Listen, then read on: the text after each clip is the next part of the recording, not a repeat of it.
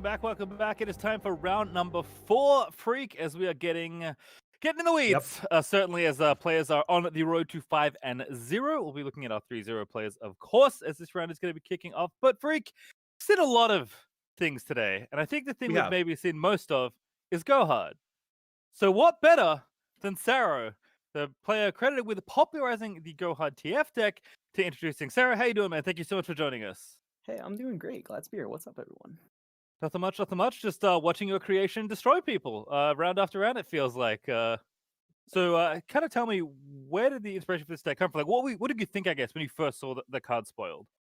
When I first saw the Go Hard card spoiled, Yes. I definitely thought this card looks really nuts. I want to try this in an Ezreal deck. And then I ended up not trying it in an Ezreal deck. I queued into somebody on ladder who had like a similar style version to like the Go Hard list that I started playing a lot. And I kind of reverse engineered it, and it seemed really strong. And this is like kind of what we came up with. And it seems like there are so many ways you could take the deck too. Like with the Elise or with the Gangplanks, you could be like more aggressive or more mid range. And I feel like we're even seeing like a lot of different kind of ways people can tech the deck. So I'm curious, like, tell me which parts are the actual core that you would probably never give up, and what are the parts that are flexible, and like why are like the common list, like the most common list I feel like is 2 Elise, 1 Gangplank, like sometimes 1 of Chronicle Riven, like what other parts that are flexible around, and what do they do for it? Yeah, I think the cards that are like non-flexible you can't cut. It's like the card draw, like the TFs, the Croakers, the Zap Spray friends. Doom Beast doesn't draw you cards. That card's a house.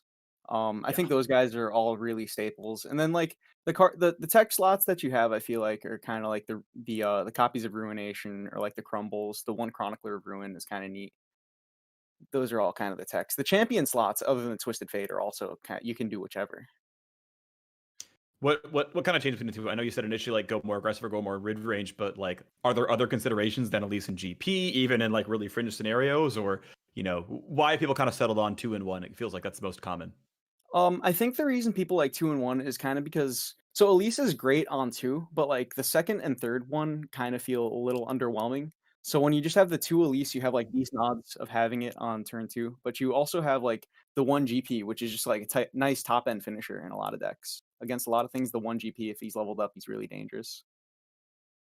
And I know you said you initially tried this with Ezreal, which I think makes sense. It's a cheap spell that ramps up into a big finisher kind of spell.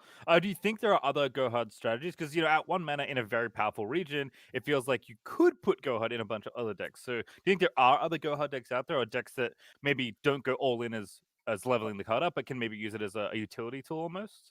Yeah, definitely. I think Ezreal Vi, I've seen that like being a Shadow Ooh. Isles version deck. I almost brought that actually to the event, but I got talked down from bringing it. I think that deck is actually quite powerful though. That's interesting. That'd be fun to think about that because yeah, you are kind of churning through a lot of cards.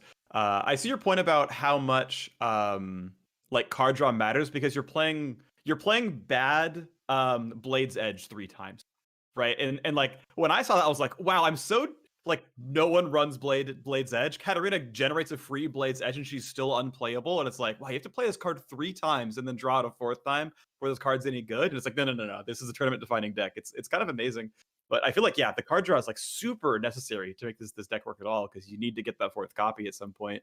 Um, I Yeah. guess so. Then I want to kind of follow up then and ask a question: like, how often does this deck actually win? Like, because of Pack Your Bags? Like, it feels like a lot of the times it doesn't need to be drawn for this deck to win. I think very often the way you're ending with this deck is you're setting up like that wide board with a pack your bags that's gonna like break your opponent's board, and because they only have one action to like build up a board in between you setting up your board and wiping theirs, they can't really defend themselves enough. So I think a lot of the time what happens is the deck assembles a very wide board, snaps the opponent's board off, and then just gets a lethal swing in. So it's like the conjunction of the two. So you like need Ice Quake, or it's over basically.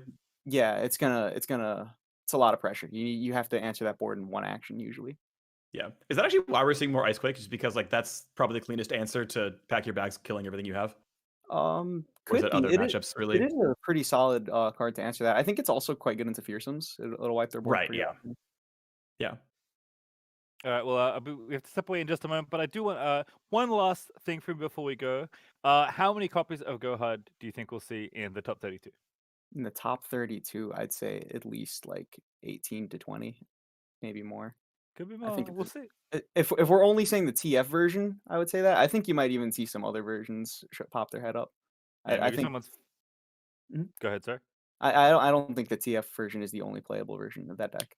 Yeah, someone out there is furiously like brainstorming Vi now that you've said it. So thanks to whoever you gave the idea to. It does sound like a really sweet deck. But all jokes aside, thank you so much for joining us, Sarah. It's been awesome to talk to you about a deck that we'll definitely be seeing a lot more of this tournament.